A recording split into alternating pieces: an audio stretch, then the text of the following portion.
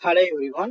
இந்த வீடியோல நம்ம எதை பத்தி பார்க்க போறோம் அப்படின்னா, உங்களுடைய கிரெடிட் கார்டு லிமிட்டை எப்படி இன்க்ரீஸ் பண்ணலாம் அப்படின்றத பத்தி தான் இந்த வீடியோல நம்ம பார்க்க போறோம். ஒருவேளை உங்க கிரெடிட் கார்டுல வந்து வெறும் 20,000 இல்ல 30,000 மட்டும் இருக்கு அப்படின்னா, அட்லீஸ்ட் எப்படி 1,00,000 வரையாவது நம்ம வந்து கிரெடிட் லிமிட்டை இன்க்ரீஸ் பண்ணலாம் அப்படின்றத பத்தி இந்த வீடியோல நம்ம பார்க்க போறோம். ஸோ ஒருவேளை இந்த வீடியோ பிடிச்சிருந்தா சப்ஸ்கிரைப் அண்ட் லைக் பண்ணுங்க. இப்போ முதல் ஃபர்ஸ்ட் ஸ்டெப் என்னன்னா, ஒரு நல்ல கிரெடிட் ஹிஸ்டரியை நீங்க வச்சுக்கணும். அதாவது பில் டேட்டுக்குள்ள நீங்க கண்டிப்பா பேமெண்ட் பண்ணியே ஆகணும். ஒருவேளை பில் ஜென்ரேட் ஆகும். அதுல இருந்து ஒரு டியூ டேட் கொடுத்துருப்பாங்க. அந்த டியூ டேட்டுக்குள்ள கண்டிப்பா நீங்க பேமெண்ட் பண்ணிருங்க. அதுக்கப்புறம் லேட் பேமெண்ட் நீங்க செய்யவே கூடாது. அதுக்கப்புறம் உங்களுடைய ரீபேமெண்ட் ஹிஸ்டரி வந்து சுத்தமா வச்சுக்கணும். அது என்ன சுத்தமா வச்சுக்கணும் அப்படின்னா, நீங்க எந்த ஒரு பிளாக் மார்க் இருக்கக்கூடாது. அதாவது லேட் ஃபீஸ் கட்டுறது, அதுக்கப்புறம் பேமெண்ட் கட்டாம இருக்கிறது. ஸோ இந்த மாதிரி விஷயங்கள் எதுவுமே நீங்க செய்யக்கூடாது. அப்படி செய்யாம இருந்தாதான் ஒரு நல்ல கிரெடிட் ஹிஸ்டரிய உங்களால வந்து வச்சுக்க முடியும். ஸோ இது வந்து அடுத்த எலிஜிபிலிட்டி கொண்டு வர்றதுக்கு இது ஒரு வாய்ப்பா இருக்கு.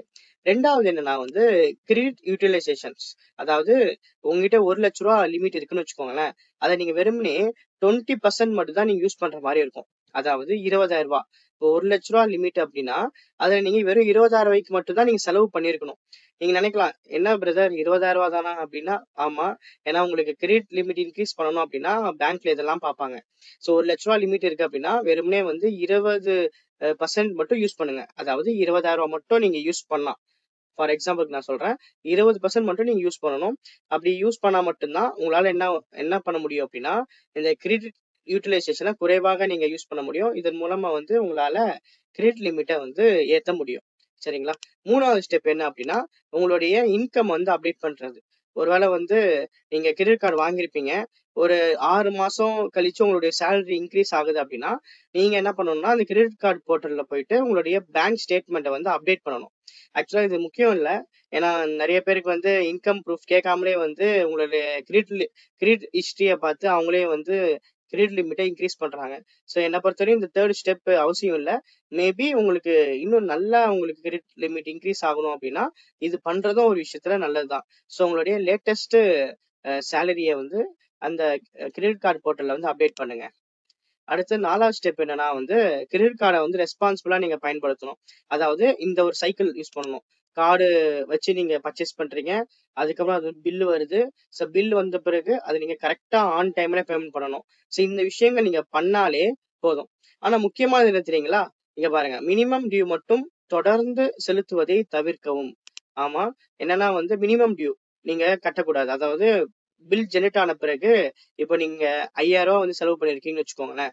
ஸோ அப்ப அந்த 5,000 பில் ஜெனரேட் வந்து ஆகும். ஸோ அதுல வந்து ஒரு 2 ஆப்ஷன் இருக்கும். ஒண்ணு ஃபுல்லாவே 5,000 நீங்க பேமெண்ட் பண்றீங்களா?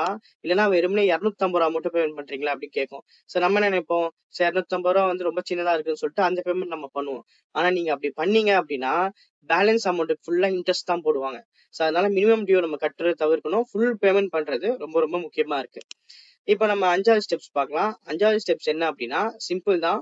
நீங்க எந்த பேங்க்ல கிரெடிட் கார்டு யூஸ் பண்றீங்களோ, அந்த அப்ளிகேஷன் ஓப்பன் பண்ணீங்கன்னா, ஒரு ஆப்ஷன் குடுத்திருப்பாங்க. கிரெடிட் லிமிட் என்கேஜ்மென்ட் அப்படின்னு ஒரு ஆப்ஷன் இருக்கும். ஸோ அதுல போயிட்டு நீங்க மேனுவலா என்ன பண்ணலாம்னா, ரிக்வெஸ்ட் ரைஸ் பண்ணலாம். சில பேருக்கு வந்து அப்படி ரிக்வெஸ்ட் ரைஸ் பண்ணும்போதே காமிச்சிரும் உடனே. உங்களுக்கு வந்து 20,000 இருந்து 80,000 வரையும் லிமிட் இன்க்ரீஸ் பண்ணலாம் அப்படின்னு காட்டும். ஸோ அப்படி காமிச்சுச்சுன்னா, நீங்க நோ ப்ராப்ளம். நீங்க அப்படியே கூட நீங்க பண்ணிக்கலாம். இப்ப நம்ம 6வது ஸ்டெப்ஸ் பார்க்கலாம். என்னன்னா பேங்க்குக்கு ரெக்யூஸ்ட் செய்யறது. ஸ்ட்ரெயிட்டாவே நீங்க என்ன பண்ணலாம் அப்படின்னா, பேங்க்குக்கே ஃபோன் அடிக்கலாம். ஃபோன் அடிச்சு இந்த மாதிரி நான் வந்து ரொம்ப மாசங்கள் நான் யூஸ் பண்ணிட்டு இருக்கேன். நான் நல்லா தான் யூஸ் பண்ணிட்டு இருக்கேன். என்னோட கிரெடிட் லிமிட்டை இன்க்ரீஸ் பண்ணுங்க அப்படின்னு நீங்க கஸ்டமர் கேர் கிட்ட நீங்க கேட்கலாம். அப்படி நீங்க கேட்டீங்கன்னா, அவங்க உங்களுடைய ப்ரொஃபைல் எல்லாம் வெரிஃபை பண்ணிட்டு உங்களுக்கு என்ன பண்ணுவாங்கன்னா அப்ரூவ் பண்ணுவாங்க. அப்ரூவ் பண்ணிட்டாங்க அப்படின்னா உங்களுக்கு கிரெடிட் லிமிட் உங்களுக்கு கிடைச்சிடும். ஸோ அந்த ஃபோன்லயே அவங்களே சொல்லிடுவாங்க. எவ்வளவு கிரெடிட் லிமிட் வந்து உங்களுக்கு கிடைச்சிருக்கு அப்படின்னு. ஒருவேளை இல்ல அப்படின்னா நீங்க கொஞ்ச நாள் வெயிட் பண்ணி ஆகவே வேண்டும். சரிங்களா?